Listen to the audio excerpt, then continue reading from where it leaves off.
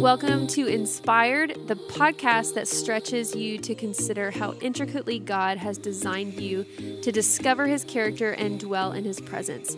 I'm Jessica, and I'm on the Inspired team here at X Church, and today we talk about something real fun that is native to all of us, and that is boundaries. We go through what boundaries are, when should we set them, how we should set them, why we should set them, all the things boundaries. And we also talk about how our boundaries are connected and intertwined to our expectations of ourselves and of others. So listen in as we kind of dissect all the things boundaries and expectations.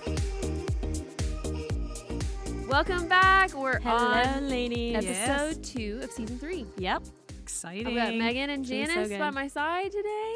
Yes, And we are just moving and grooving along with the summer. that's my right. gosh. Summer is officially here. 97 degrees. Oh, yeah, that was a hot one. I'm ready for fall. Oh, I No. love the heat. It can stay forever. I could Yes. do the Ever heat and without ever. the humidity. Like, it just feels so Ooh. sticky outside. Yeah.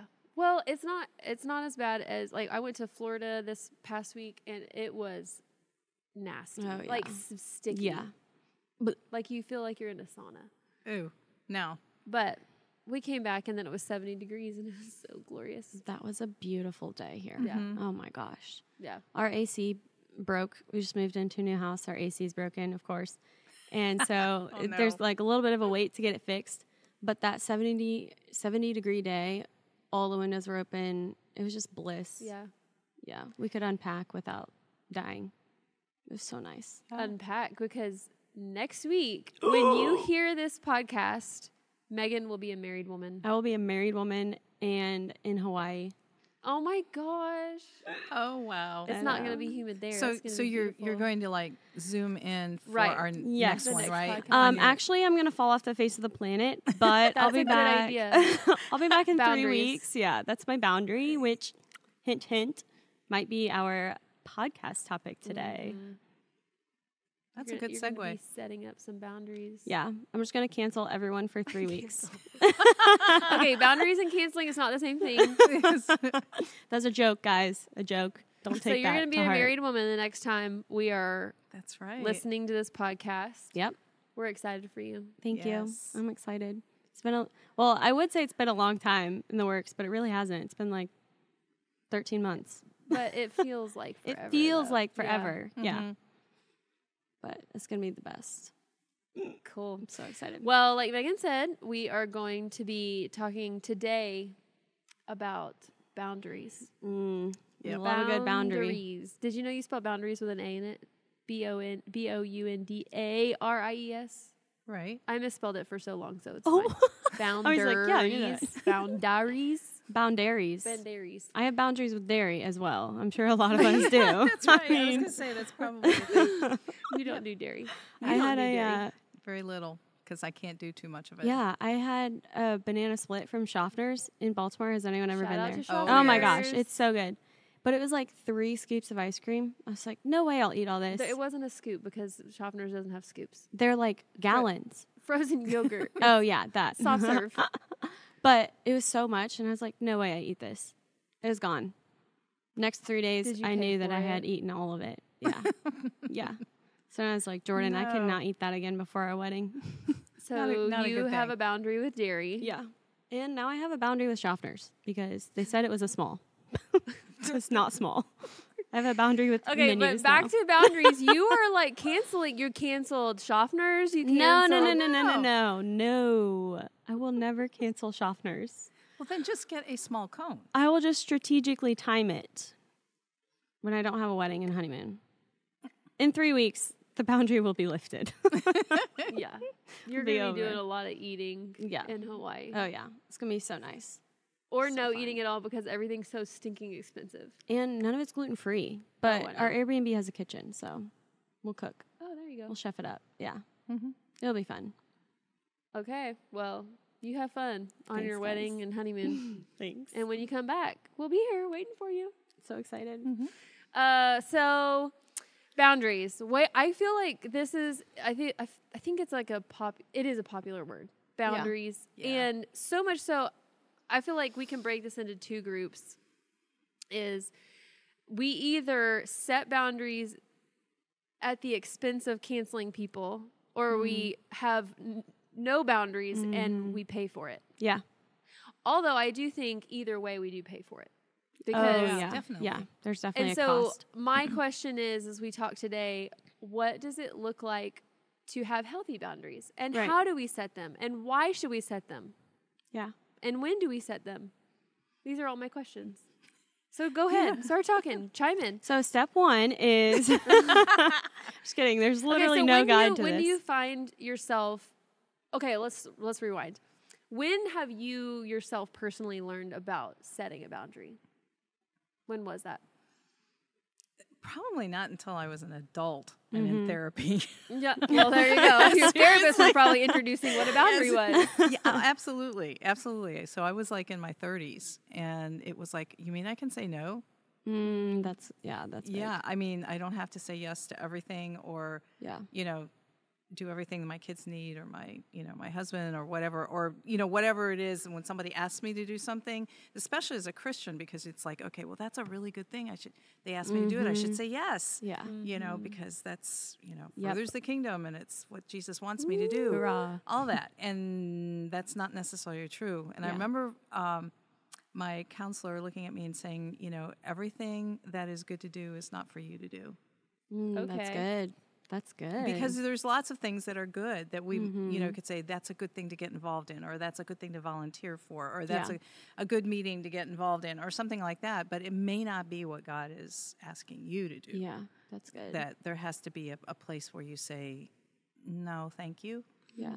And knowing that you can just say no and not have to go into a big, long explanation, and justify it.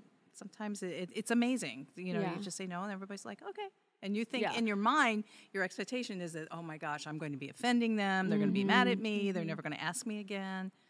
You know? Right. So you learn how I to feel phrase like if those things. anything with the journey with boundaries for me is, like you said, like explaining yourself. I feel like early on when I first started, like when I realized like, okay, I need to say no to some things or people, I thought I had to explain why. Like even, I still do. I catch myself doing it. Like one of my children get invited to a birthday party. Well, we can't because we have a blah, blah, blah. Yeah.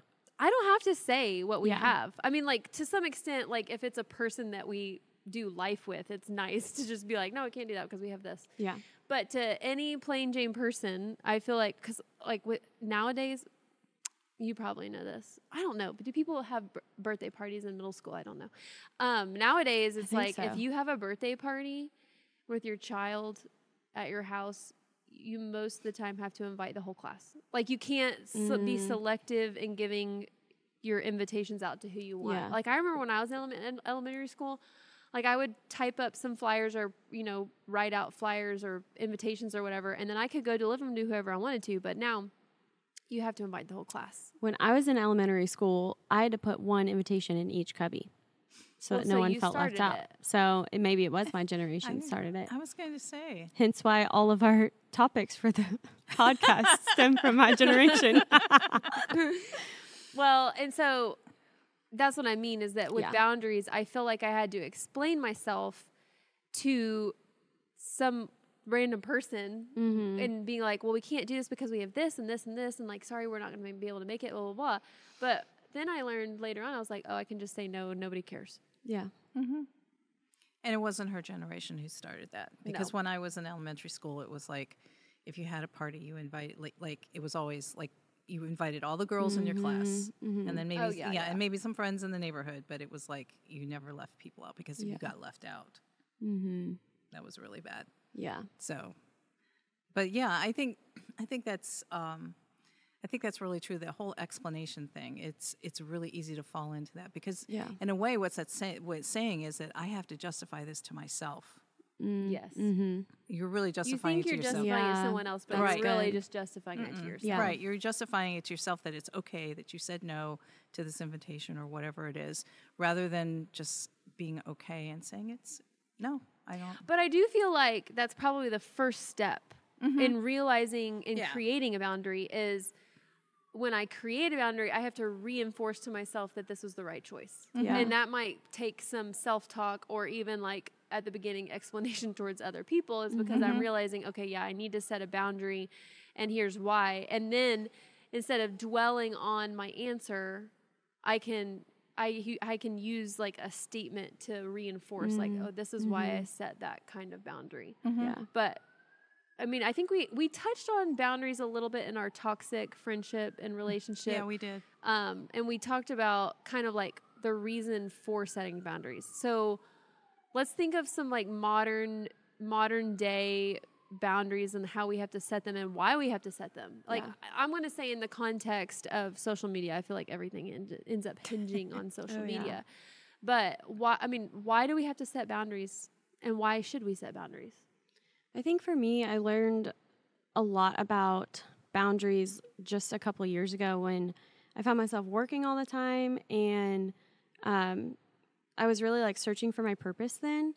And the boundaries that I felt the need, that I felt that I needed a place for were with my time. And it wasn't until I set boundaries with my time that I was able to like actually discover my purpose, because I literally did not have the time to just sit back and do like any self-evaluation. It was just like, I wake up, I have an agenda, I get it done, I go to sleep, restart the next day. And so I think that today, especially with social media, that can take up 8 hours a day. Oh my gosh. How much, way more than how much time do we spend on screens? And then what is that preventing us from reaching, like in our personal goals or our personal lives or in relationships with other people? And so for me, it was time and just allowing myself the time to just evaluate like my own life. Like, when's the last time we've really just sat back and been like, what do I want to do? Or like, what am I dreaming? Like, I just didn't I didn't have like goals or like. So you're saying like you end up having to set boundaries in order to grow and move forward. Yeah, I think that's so necessary. Yeah. And I was just like, it was very, which you see it more exaggerated when you're not in that season, as with probably everything else. But it was so stagnant in my life for 2 years. And I was like in my low 20s. Like, those are 2 years that like I would have loved to do something else with. And if I was like, that stagnant stage is now like more pronounced now that I took that time and I set those boundaries to really discover my purpose. If that makes sense. Yeah. So boundaries in the context of growth. Yeah. What about boundaries? I guess boundaries in the context of, I guess it fits under growth is, if we're involved in a relationship or a friendship that doesn't have boundaries and you're starting to feel the pinch and the need, like, okay, this is hindering me. Yeah. Or like, I'm like, there's a cap, there's a lid, and I'm not growing in this relationship. I need to establish maybe like distancing myself. Yeah. What does that look like? Like, practically look like? Do you have any experience in that? So in other words, are you saying that, it's someone that maybe you've known and you've done things together and stuff like that, and you feel like that diversion? Yeah. Or like this person does not bring out the best in me. Yeah. So how do you set a boundary with them? Or how do you, and it doesn't necessarily have to be with them. I think sometimes we automatically assume that when we set a boundary, it has to be against someone else. But a lot of times, that's true. In my view, I set a boundary in order for me.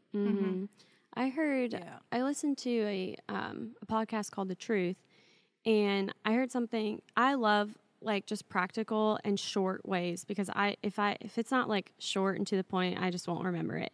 Like, if I can't write it down on my fridge calendar, it's just gone.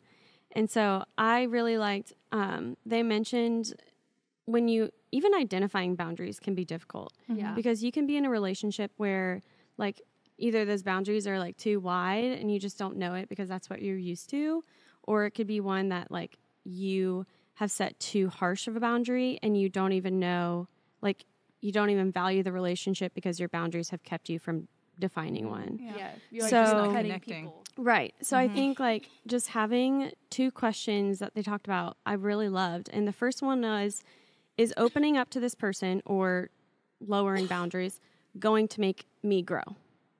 And the second one is opening up to this person going to make someone else grow or going to make them grow? That's good. That kind of fits back into what we were talking about last week.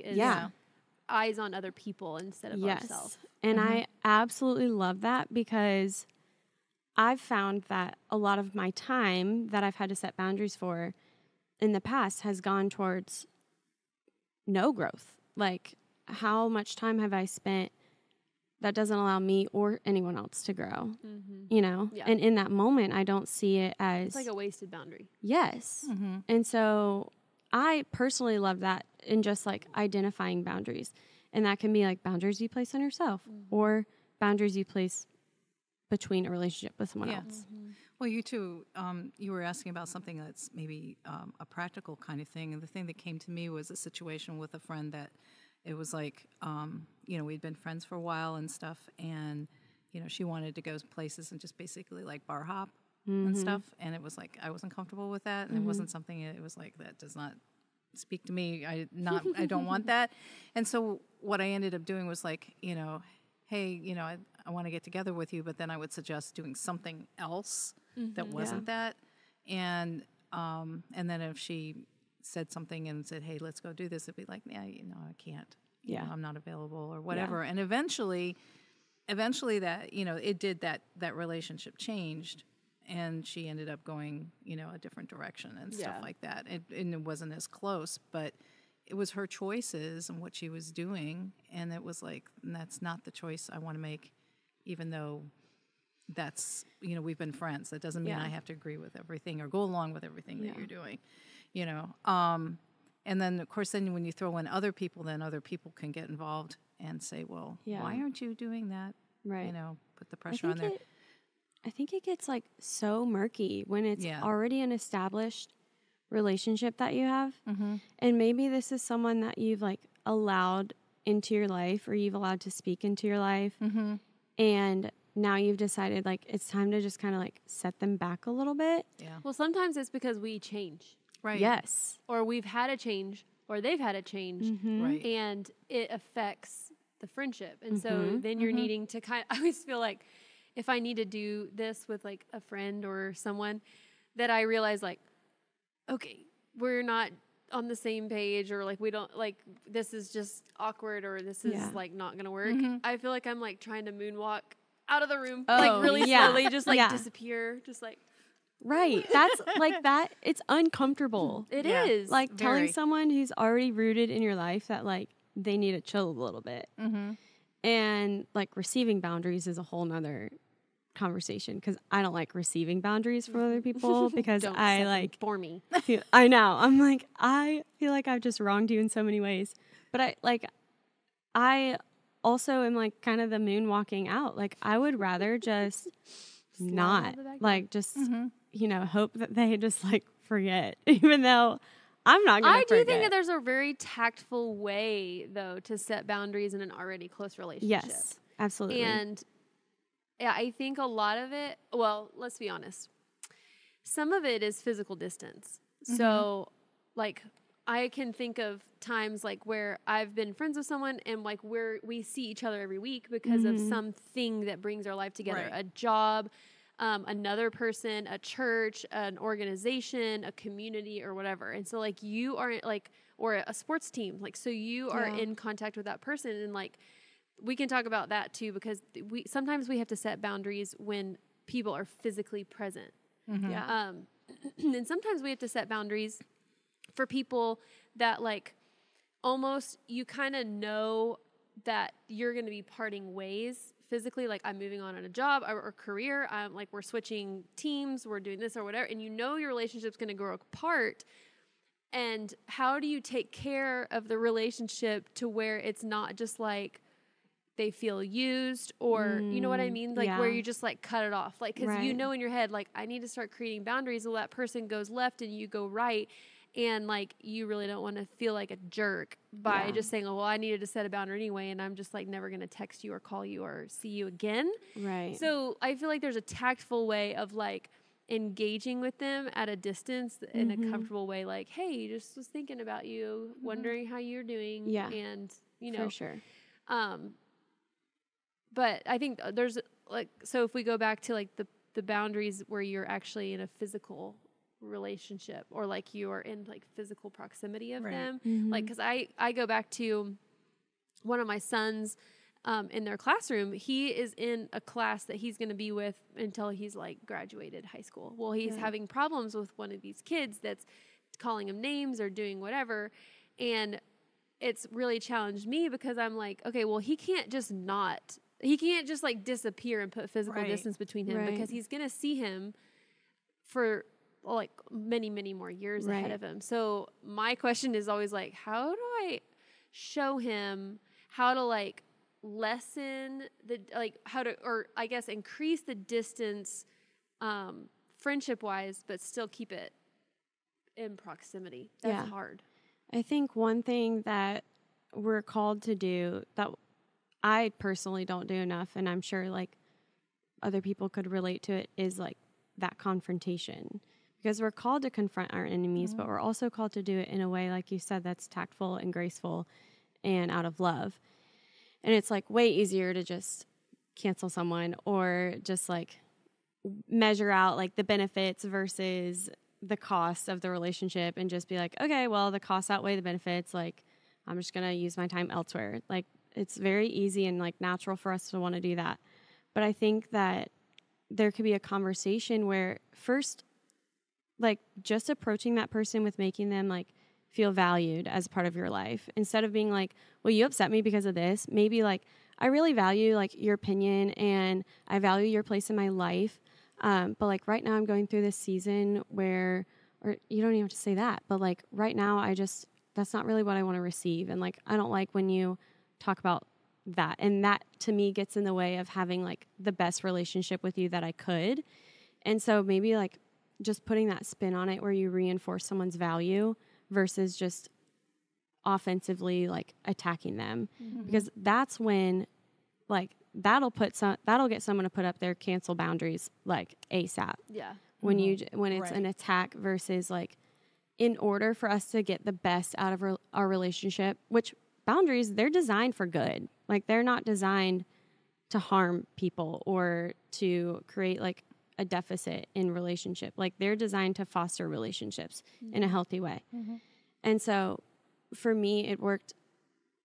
Like I'm thinking of a family circumstance, and it's like 107 times more difficult when it's a family member. Yes. Well, yeah, because you are never not family. Right. And you're going to see each other at least like 4 times a year, right? All the big holidays.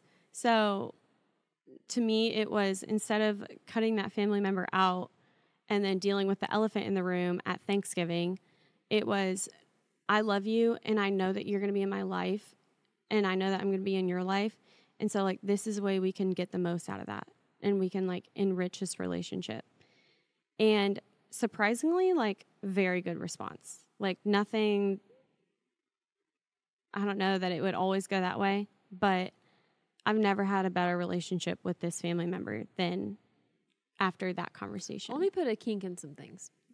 Let's hear it. What if that person that you need to set a boundary with is completely unaware of their state? Like, because often that happens when we have a change in ourselves, when we're thinking, like, I'm going to use you as an example. You were very career driven. You were like on the path for success, and you're like, I work, and that's like that's my goal. And then like you say that you stepped into church, and you're like, your whole world turned upside down, and your trajectory changed, your career changed, your like the direction that you were wanting to go changed. And so like, how do you, I mean, like that can be like, okay, it's easy to say like not to blame you or it's just like, I've changed. So like, this is what it is now. But what if it's kind of like an underlying thing and you're like, I've changed my values and I really don't want to hurt that person because like they don't have the same values as I do, and they're not going the same direction. That's fine.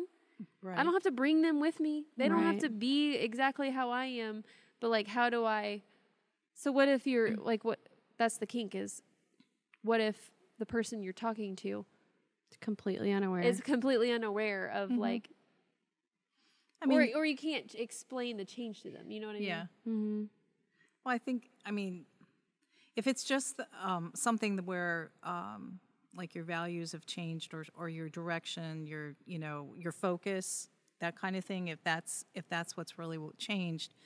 I mean, what Megan was saying of just trying to explain that is good, but if they still don't quite get it, then you're going to have to just be like a broken record, and and just keep saying it, or it's like, say they let's go do this, or let's get together and do this, or or if it's a conversation or whatever, and it's like, you're not available, well then you're not available, or you're not available, but I'm available for this, just to give it some, you create your own distance, because really a boundary is a boundary, it's not a wall.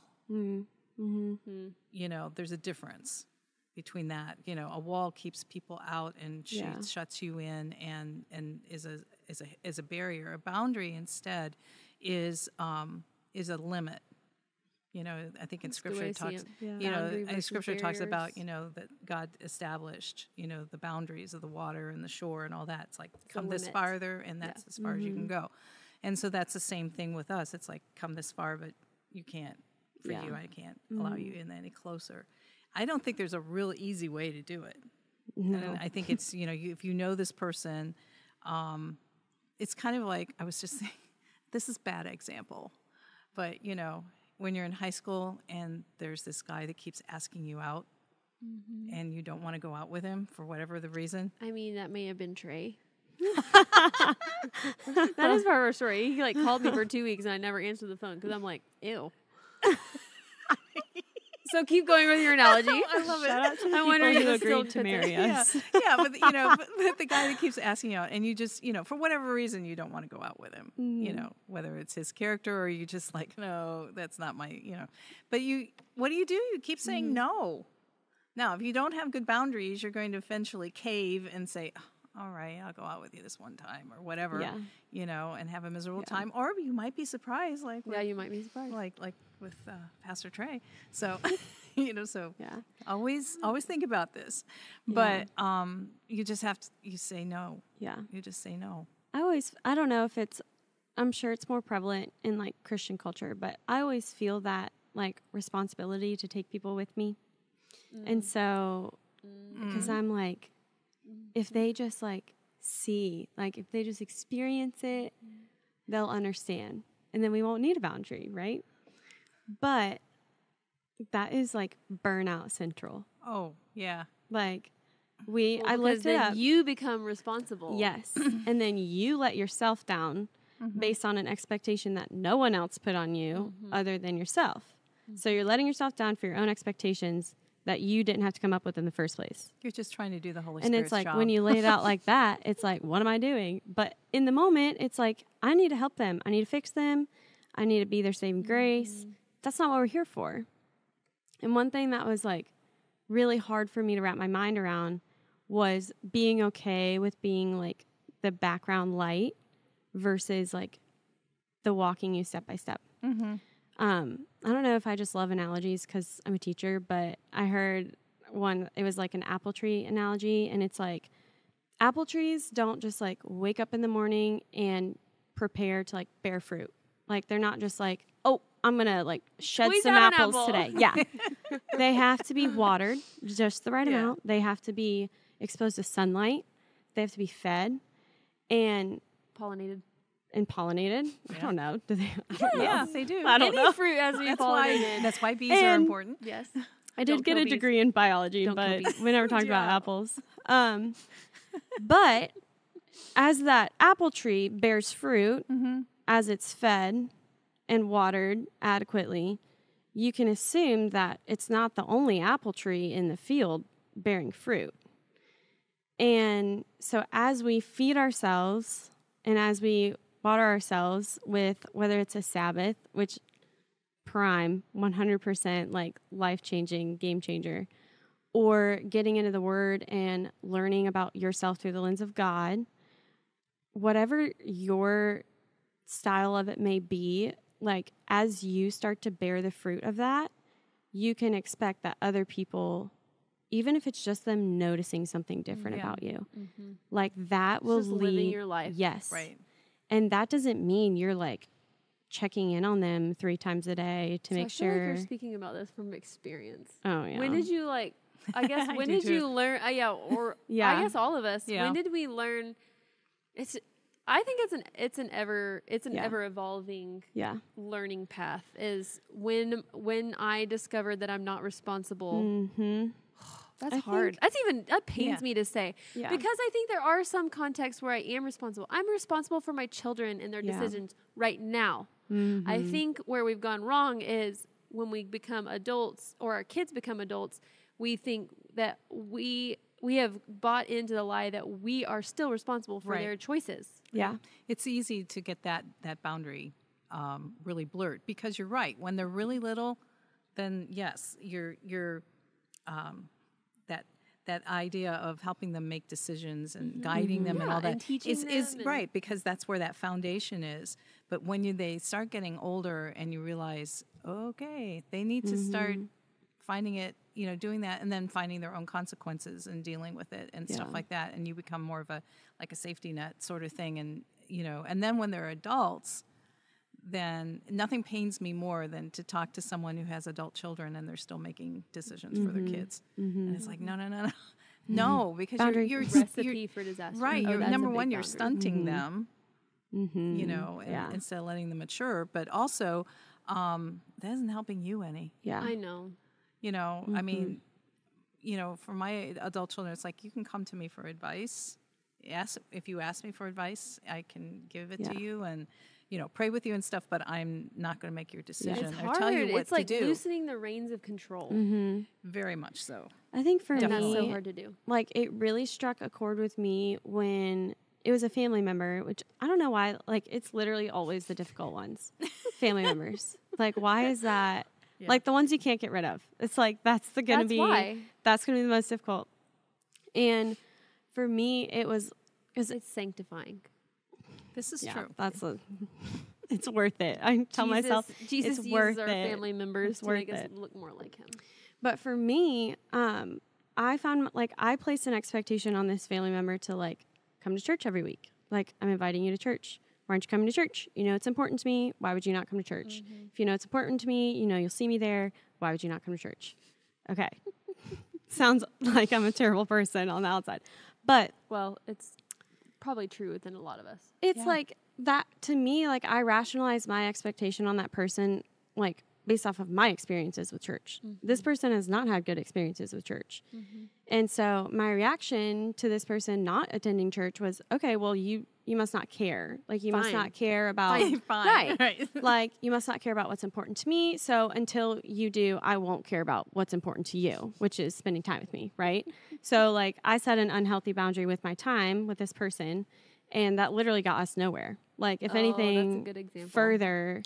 further into a pit of a terrible relationship.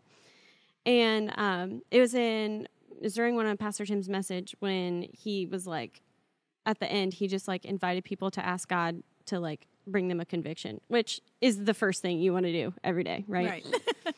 And that Lord, was it. convict me. Yes, that was it. Is like, I have shut myself off from this person to the point where I cannot even be a light in their life. And to this person who desperately like wants a relationship with me, the way to like get them to church isn't just inviting them and getting mad at them when they don't. It's spending time with them and showing them the love of Jesus that sparks their interest in what that is. And still hasn't been church, but we're working on it. But ever since then, like that relationship has been, there was a discussion on boundaries and just like what I expected. And it has been like completely different. Now it's not perfect, obviously, but Sounds like you had to recalibrate your expectations. it was a recalibration of expectations. And it was also just like not being so quick to respond to like someone not meeting them. If that makes sense. Because it's like, you're not meeting my expectations. Fine. I'll be here when you do. Like when you decide to, I'll be here. Let me know when you decide to fall under my expectations. Right. Because to me, it's like, you wronged me. So when you're ready to undo that, I'll be here. When you perform the way I want you And God to. was like, nope. Janice, that's good. Yeah. When you perform the way I want you to. Yeah. And God was like, nope, that's not how I designed you. I just- designed you to go out, not wait for someone else. Not stand there and tap your foot. Yeah. Yeah. Expectations.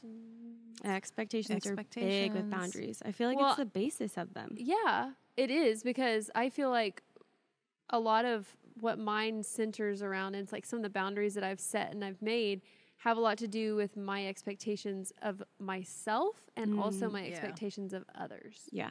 Yeah. That's good. It makes me think of something I looked up that it talks about signs that you have poor boundaries.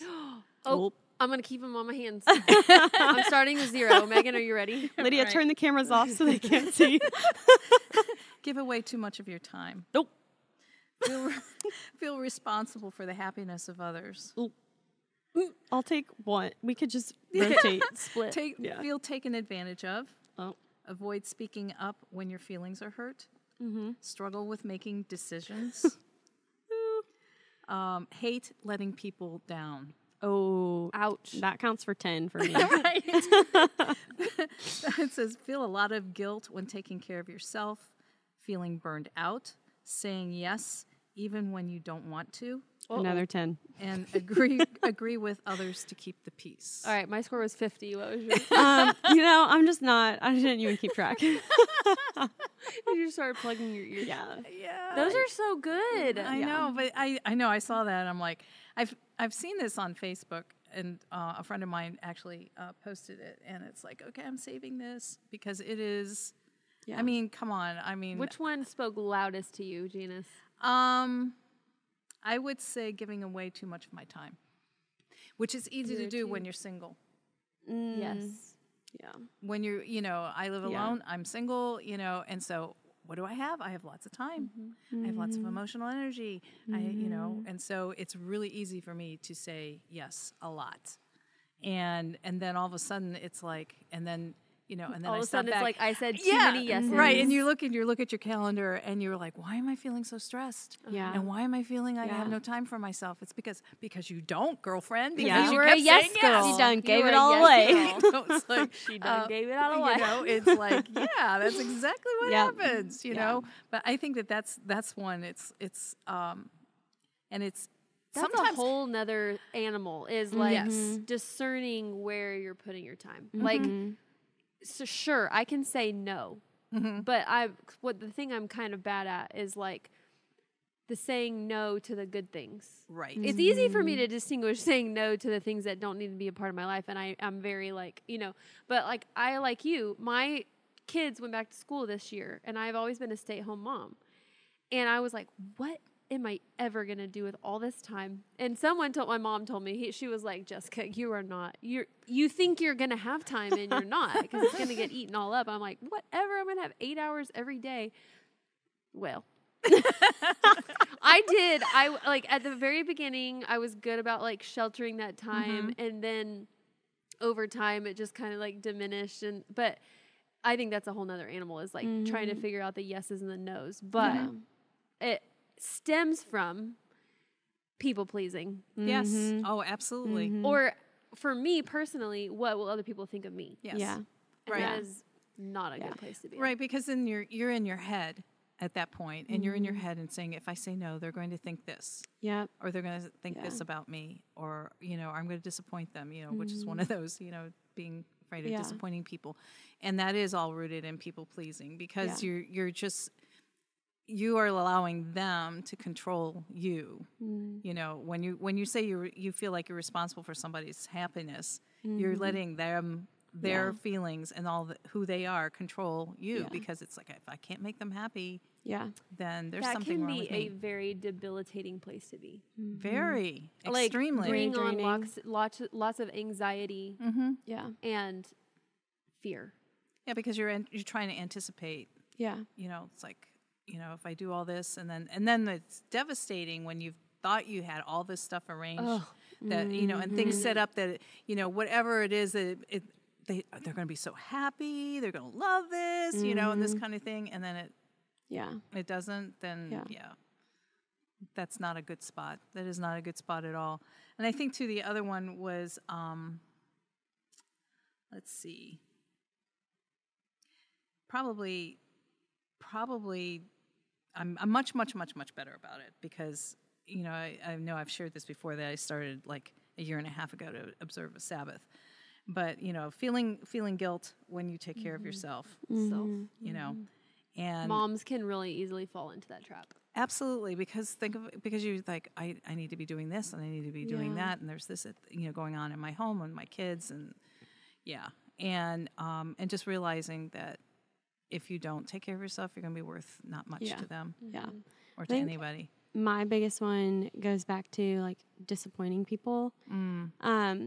Because I am a people pleaser and I love being the person that people turn to. Like, You are if you such a need two. something, oh my gosh, I'm like, let me do it for you. Yeah. Please come to me. Please let me. Like, I will do it. Let me meet all your needs. I'm just like bring them all. That's not unhealthy. And I'll do it all at the same time. Like, it's just Perfectly Right. color coordinated and everything. It's all gonna be on every limb of my body. I will keep them spinning. And it's going to be like tuned to each unique individual and like just the way that they would respond best to it. And it's all going to go great.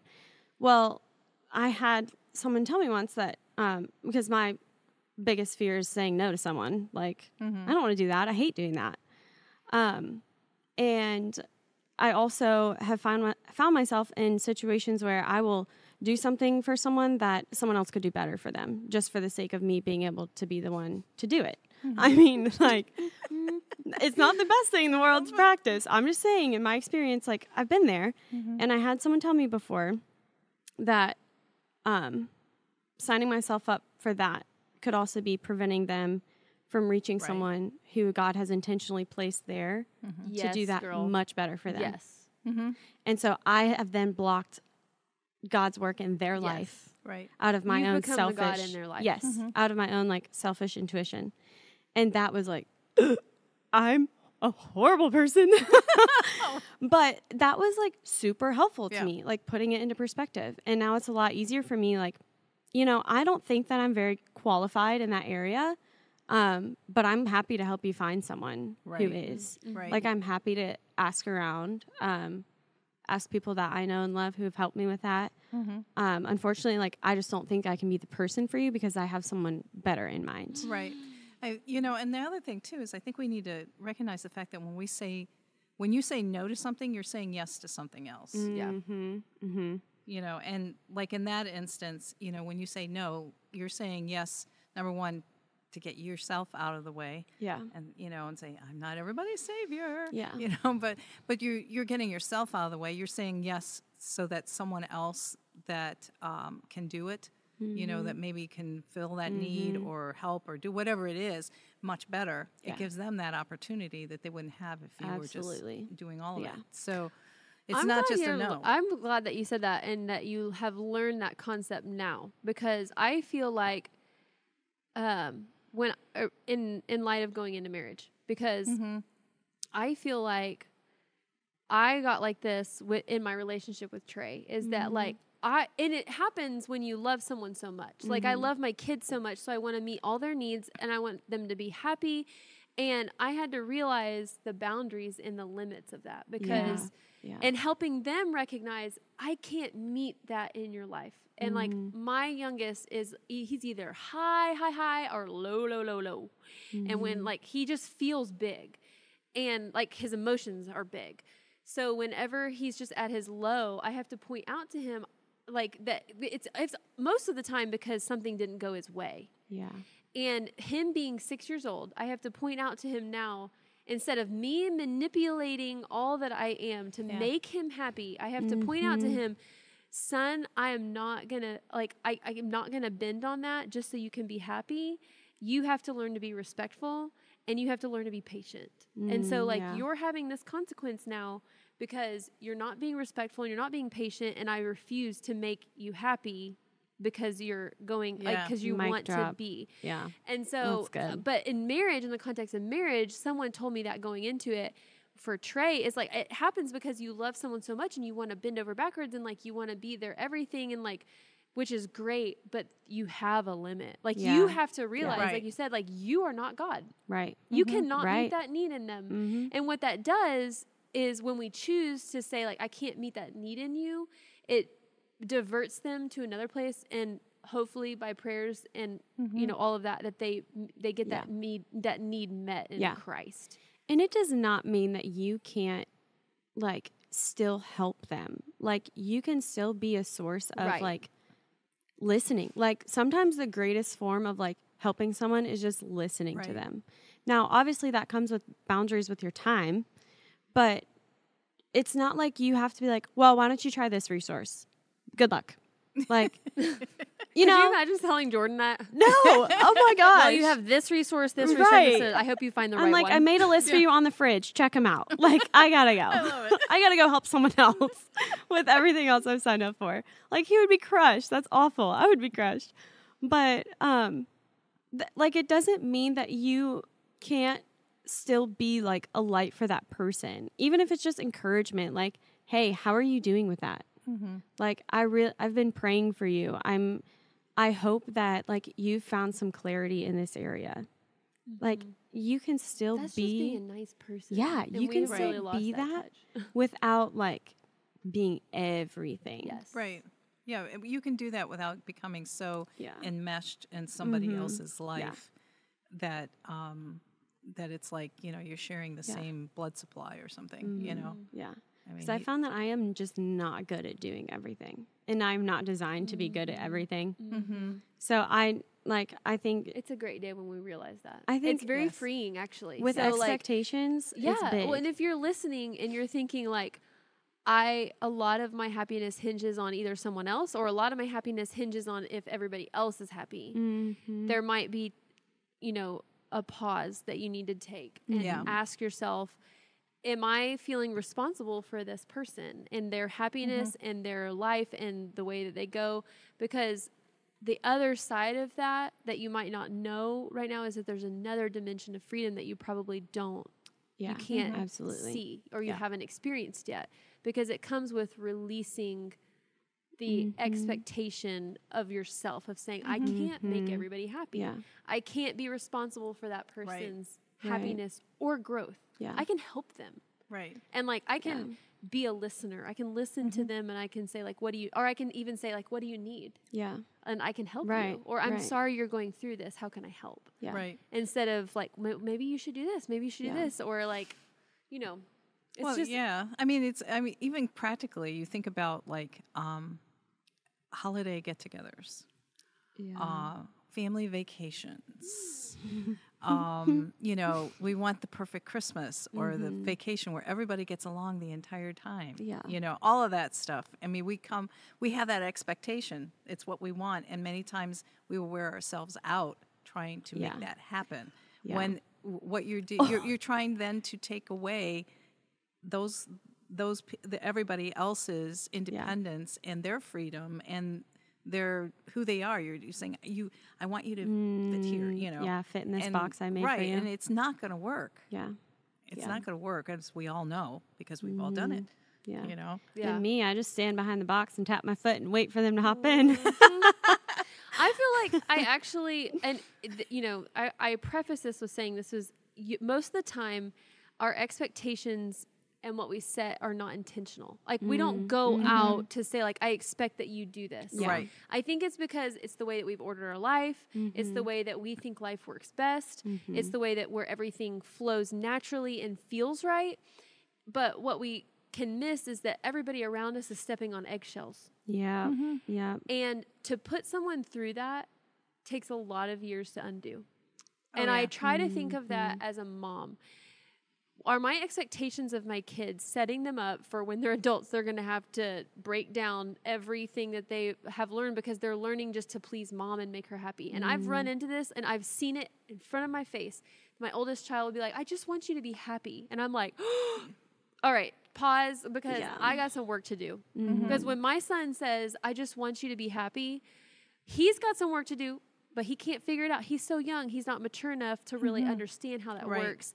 But first, I have to stand there and think, there is something that I've done to make him feel like he needs to make me happy. Yeah. And I need to figure that out, and I need to repent of that. I need to get that under control, and then I need to go to him and say, your responsibility is not to make me happy. Your responsibility is to do the right thing and obey and seek the Lord. even in your little years, and like we'll do that together. But when that has, and it's happened to me as a kid, and I don't think that my mother ever intentionally put these expectations on me. Yeah. But I've found in my adult life that I'm undoing some of those things because I've walked on eggshells for a really long time because of just the way that she perceived things to be. And I realized that I've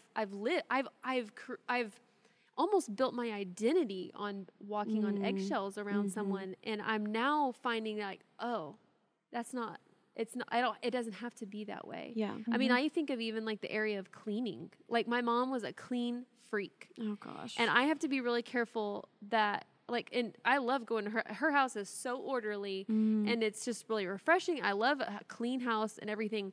But I would find myself like as a kid, like wanting everything. I mean, like the vacuum lines to be straight because I wanted her to be happy.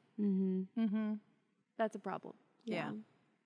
And so I have to like realize like as I mother my kids, they are not going to do the same cleaning job that I would want. Yeah. But I have to realize is my expectation of them and what I think clean is that setting them up to think that it will be clean once mom is happy.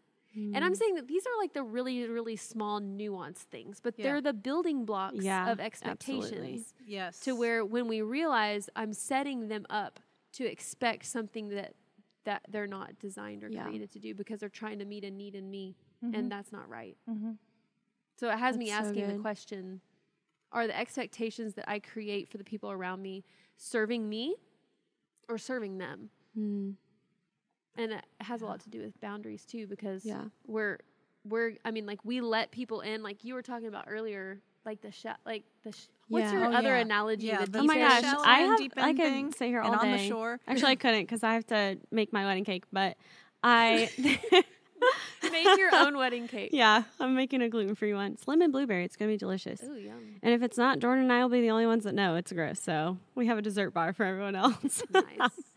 But I heard like I'm the boundary person that's like, okay, everyone's in like the same like huge boundary. Like everyone's speaking to me, like everyone know everything about me, all the things. And that's something that I've had to like learn a lot about and be able to identify and take like practical steps to kind of like move things around. And I heard about it once described as like if you're on a beach, you've got a deep end and you've got a few people that might be out like surfing in the deep end. And those are the people that like speak in your lives and that you go to for advice and the people that you trust and the people that you can rely on. And then you've got the shallow end, and that might be like your outer circle. Like those might be people you still hang out with and that you could like do life with to a certain extent, but they might not necessarily be people that you let into like the deepest parts of your lives. And then you've got, the people just kind of sitting on the beach, and those are like that every now and then, like, how are you doing?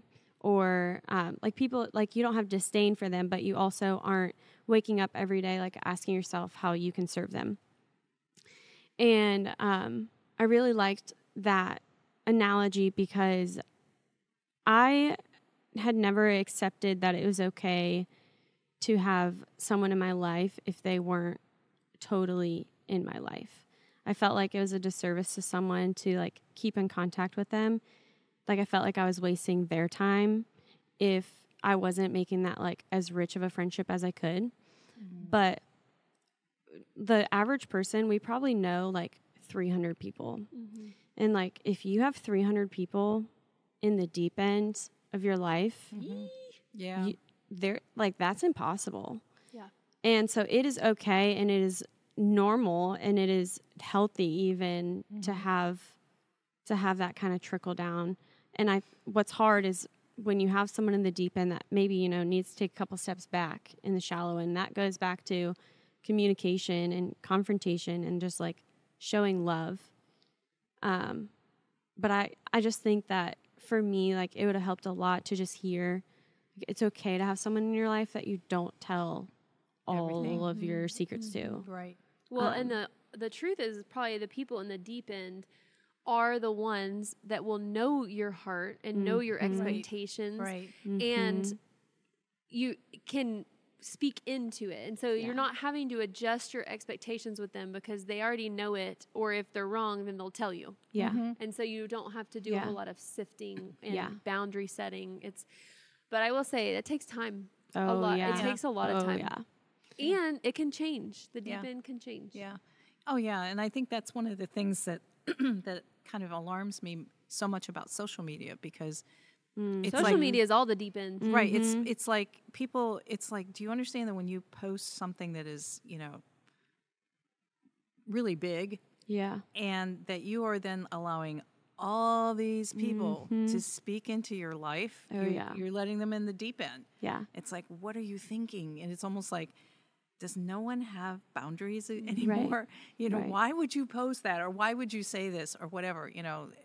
Unless you go in with the expectation of like, I'm putting something really big out there, and you have your guns up, and you're like, well, some of these people are going to think I'm cuckoo crazy, and that's fine. Yeah. Right. But some of these people, like, I think sometimes God calls us out to put something out there that can be a light to someone else, but you also have to have the knowledge of like, okay, this is probably going to resonate with a lot of people. I'm going to get some pushback, but those pushback people are not my deep end people. Right.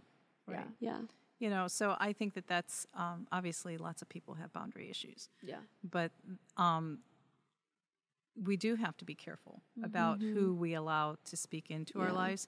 And also, too, then, I also look at the reverse as to who we are speaking into. That there's a weight and a responsibility to that.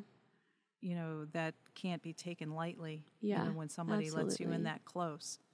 And so it goes both ways, when you're in one of those things.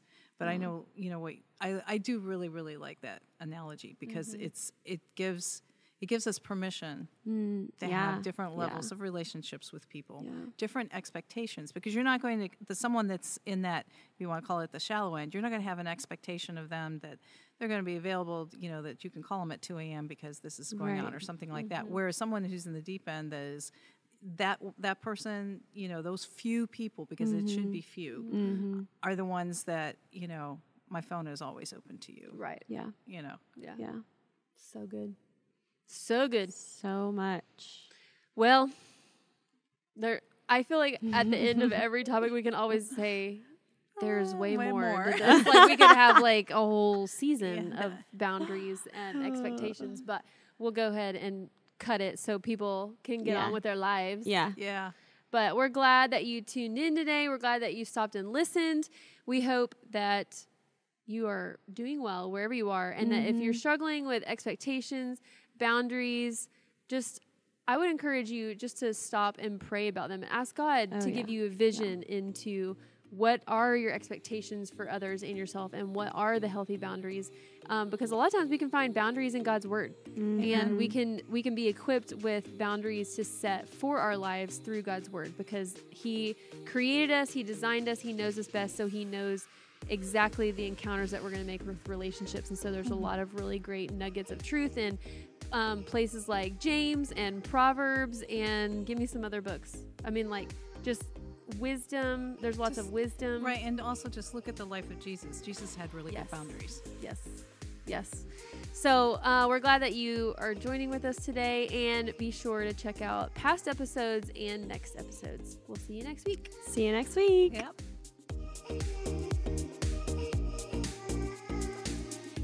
Thanks so much for listening. Our hope is that everyone who hears these episodes, near or far, would know that the invitation at our table is always open. You might not be sitting at this table, but our desire is that you would join in on these conversations. So if you were inspired by today's talks, send us an email at inspired@thex.church. We'd love to hear your thoughts, stories, and questions. And as always, don't forget to rate and review wherever you listen to podcasts.